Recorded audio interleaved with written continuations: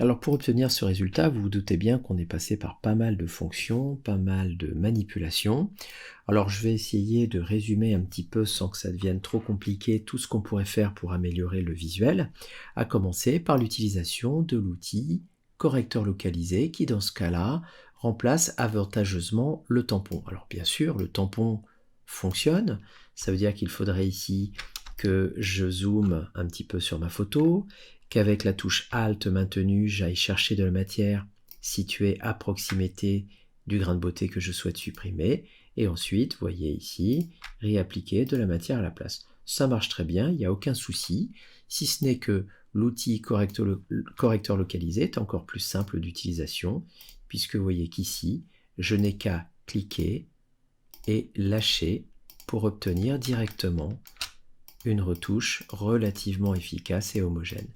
Donc je ne vais pas me priver, si ça fonctionne bien, d'utiliser cet outil magique. Alors quand vous voyez des petites choses comme ça, pas très chouettes ou pas très bien réussies, bah, vous annulez, vous prenez votre temps, vous réduisez un petit peu l'outil si nécessaire, ici, voilà, et puis évidemment avec parcimonie, en étant prudent et progressif dans ma démarche, je vais essayer comme ça, petit à petit, de corriger les différentes erreurs, enfin ce qui me semble en tout cas être des erreurs, à l'intérieur de cette photo.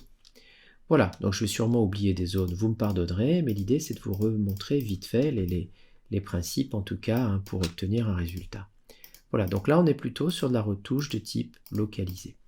Cette petite zone ici que je souhaite soustraire, eh bien je vais me servir de l'outil pièce, avec lequel je vais entourer ceci tranquillement. Voilà, je fais attention d'être proche sans être trop proche.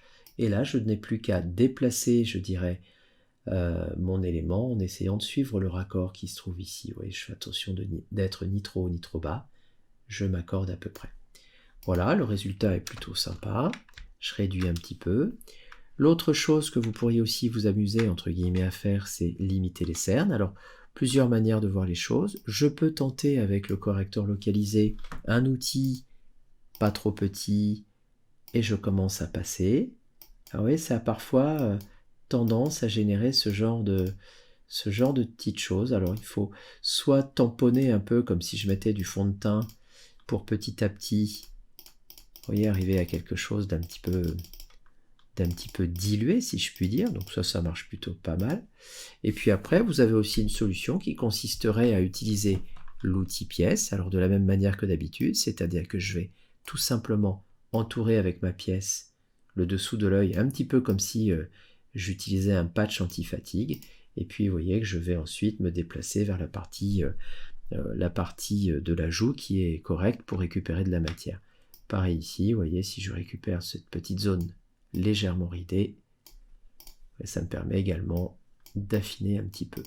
Voilà, donc vous lissez, vous passez évidemment le temps qu'il faut pour avoir un résultat intéressant et assez probant. Et ensuite, on pourrait s'amuser, pourquoi pas, à très légèrement nettoyer ici quelques éléments du sourcil. Alors pareil, je joue sur des décalages de matière. Je peux utiliser un petit peu de correcteur localisé, voir ce que ça donne, en réduisant évidemment la taille de l'outil pour gagner légèrement en précision. Et vous voyez que sur certaines zones comme celle-ci, par exemple, je donne un peu la sensation d'épiler, entre guillemets, les sourcils. Alors j'y vais doucement, je retravaille, si ça se voit un peu, je retravaille avec la pièce, je reprends un petit peu de matière, je reviens ici, j'essaie de lisser. Voilà, bon, c'est pas parfait, mais j'essaie de vous faire quand même gagner un petit peu de temps dans l'exercice. Dernière chose qui est assez marrante, c'est que cette zone qui est ici, je la sélectionne dans sa globalité, et comme l'outil pièce, quand je déplace, me permet de recréer de la matière au-dessus, en dessous, bah vous voyez que je peux tout à fait décider de redonner un équilibre à cet œil qui était légèrement trop bas dans le modèle d'origine.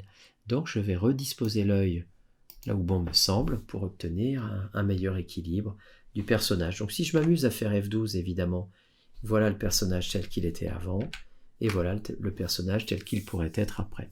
Alors bien sûr, hein, il faut avoir bien conscience d'une chose, c'est que la retouche, c'est une manipulation extrêmement longue et fastidieuse, qu'obtenir un résultat parfait en termes de retouche beauté nécessite des techniques spécifiques, mais l'idée ici, c'était par rapport à notre sujet, les fondamentaux, d'arriver quand même en assez peu de temps et avec des techniques relativement abordables, de déjà obtenir un rendu assez sympa en termes de retouches.